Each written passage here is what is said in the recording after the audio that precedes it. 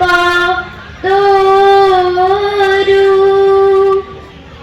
তাহান্ত বিনাই নাই নাই নাই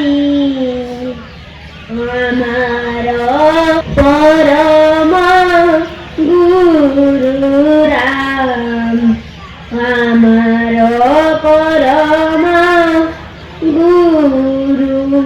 নমস্কাৰ। সদৌ অসম মইনা পাৰিজাতৰ অষ্টাদশ দ্বিবাৰ্ষিক ৰাজ্যিক শিশু সমাৰোহ আৰু মহাৰাজ জয়ন্তী বৰ্ষৰ সামৰণি অনুষ্ঠান উপলক্ষে আয়োজিত মহাৰাজ জয়ন্তী স্মাৰক বিশেষৰ সন্মানীয় সভানেত্ৰী মহোদয়া, মোৰ মৰমৰ মইনা অতিথি বক্তাসকল, সদৌ অসম মইনা পাৰিজাতৰ সন্মানীয় সম্পাদক সভাপতি মহোদয়কে প্ৰমুখ্য কৰি আজিৰ বিশেষ অতিথিবৃন্দ, উপস্থিত শিশুপ্ৰেমী ৰাইজ আৰু মোৰ অতি মৰমৰ মইনা বন্ধু বান্ধৱী আৰু দাদা বাইদেউসকল, ডিব্ৰুগড় জিলা মইনা পাৰিজাতৰ হৈ মই ৰীতমৰাজ হাজৰিকাই সকলোকে মান অনুসৰি ভক্তি ভৰা সেৱা আৰু মৰম নিবেদিছোঁ। লগতে আগন্তুক ইংৰাজী নতুন বৰ্ষৰ উলগো জ্ঞাপন কৰিছোঁ। অহা বছৰটোৱে সকলোকে ভালে ৰাখক সেই কামনা কৰিছোঁ। 2025 বৰ্ষত আমি বহুত কিবা কিবি যেন হেৰুৱাই পেলালোঁ। অসমীয়া সাংস্কৃতিক সাহিত্য জগতৰ বহুকেইজন উজ্জ্বল নক্ষত্ৰক হেৰুৱাই অসমবাসী আজি মৰ্মাহত। বিশেষকৈ আমাৰ সকলোৰে মৰমৰ শিল্পী জুবিন গাৰ্গদেৱ, বাঁহীবাদক দীপক শৰ্মাদেৱ, গীতিকাৰ সুৰকাৰ ডিব্ৰুগড় অনাতাঁৰ কেন্দ্ৰৰ প্ৰথম বাতৰি পঢ়োতা প্ৰয়াত ছৈয়দ ছাদুল্লাদেৱ আৰু বহুকেইজনৰ মৃত্যুৱে আমাৰ মনবোৰ আজিও যেন বেয়া লগা কৰি ৰাখিছে। সেই বৰেণ্যসকলৰ আত্মাৰ চিৰশান্তি কামনা কৰিছোঁ। ভগৱানক কেতিয়াবা লগ পালে সুধিলোহেঁতেন, কিয় বাৰু মানুহবোৰক এটা সময়ত তেওঁৰ কাষলৈ লৈ যায়।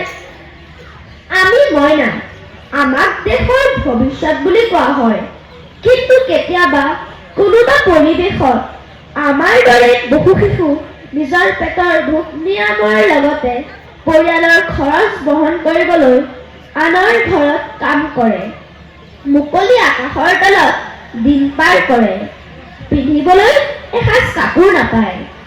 সেইসকল শিশু বাৰু দেশৰ ভৱিষ্যত নহয় নেকি? ভগৱানে কিয় বাৰু সকলোকে একে দৃষ্টিৰে নাচায়?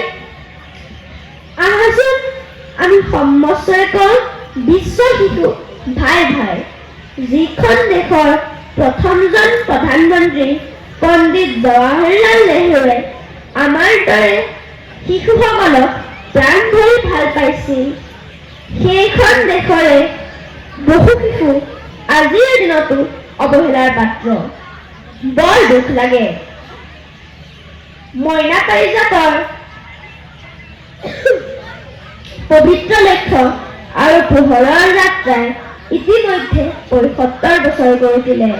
কিমান যে ভাল লগা কথা। আমি মইনা পাৰিজাতৰ মহাৰাজ জয়ন্তী বৰ্ষৰ উপলক্ষে আয়োজিত বিভিন্ন কাৰ্যসূচীসমূহত অংশগ্ৰহণ কৰিবলৈ পালোঁ। মই বহুতো প্ৰতিযোগিতাত অংশগ্ৰহণ কৰিলোঁ, কিছুমানত পুৰস্কৃত হ'লোঁ, কিছুমানত নাই। আমাক মইনা পাৰিজাতে শিকাইছে হাৰি হাৰি জিকাৰ সফলতা বেলেগ। বাইদেউসকলে কয়, প্ৰতিযোগিতাত অংশগ্ৰহণ কৰাৰ অভিজ্ঞতাই হৈছে জীৱনৰ শ্ৰেষ্ঠ পুৰস্কাৰ। সেয়েহে যদি মই ক'ৰবাত পুৰস্কৃত নহওঁ, মোৰ ইমান এটা বেয়া নালাগে। মইনা পাৰিজাতৰ মূল উদ্দেশ্যই হৈছে আমি পোহৰ বিচাৰি যাওঁ। এন্ধাৰ আমাৰ ভাল নালাগে, কাৰণ এন্ধাৰত আমি একো নেদেখোঁ। সেইকাৰণে আমাৰ পোহৰ ভাল লাগে। পোহৰে আমাক বহুতো ভাল ভাল কথা শিকাব পাৰে। সেয়েহে আমি সদায় পোহৰৰ বাটে আগবাঢ়ি যাব লাগে। সেইকাৰণে আমি গাওঁ, পোহৰ বিচাৰি যাওঁ, পোহৰ বিচাৰি যাওঁ, আন্ধাৰৰ কাল জবনিকা ভেদি সিপাৰে পিয়াছে চাওঁ, আন্ধাৰৰ কাল জবনিকা ভেদি সিপাৰে পিয়াছে চাওঁ।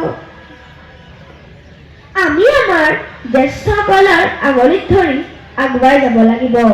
কাৰণ আমি আজি অকণি, কাইলৈ দেশৰ ধৰণী। আমি সৰুৰে পৰাই নিজৰ জীৱনৰ লগতে সমাজ জীৱনলৈও পোহৰ বিচাৰি আনিব লাগিব। আমি আমাৰ জ্যেষ্ঠসকলৰ আশীৰ্বাদ শিৰত লৈ আমাৰ ভাষা সংস্কৃতিক জীয়াই ৰাখিব লাগিব। এতিয়া মই মোৰ বিষয়ে দুআষাৰমান কথা আপোনালোকৰ আগত অৱগত কৰিম। মই এজন ইংৰাজী মাধ্যমৰ বিদ্যালয়ত তৃতীয়মান শ্ৰেণীৰ ছাত্ৰ। যদিও মই ইংৰাজী মাধ্যমৰ বিদ্যালয়ত পঢ়োঁ, কিন্তু মোক মোৰ মা দেউতাই অসমীয়া ভাষাটো শুদ্ধ ৰূপত ক'বলৈ আৰু লিখিবলৈ শিকাইছে। মইনা পাৰিজাতেও মাতৃভাষাক সন্মান কৰিব শিকাইছে। মই ভাবোঁ আমি সকলোৱে আমাৰ মাতৃভাষাক সন্মান কৰিব লাগে। আমাৰ গৌৰৱৰ কথা যে আমাৰ মাতৃভাষা অসমীয়াই 2024 চনৰ 3 অক্টোবৰ তাৰিখে ধ্ৰুপদী ভাষাৰ ৰূপত স্বীকৃতি লাভ কৰিছে।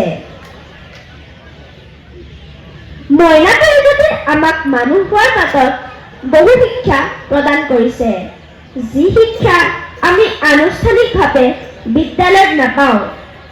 কিতাপৰ শিক্ষাতকৈও এনেবোৰ কথাই আমাৰ দৰে শিশুসকলক দেশৰ ভৱিষ্যত ৰূপত নিজক গঢ় দিয়াত নিশ্চয় সহায় কৰিছে।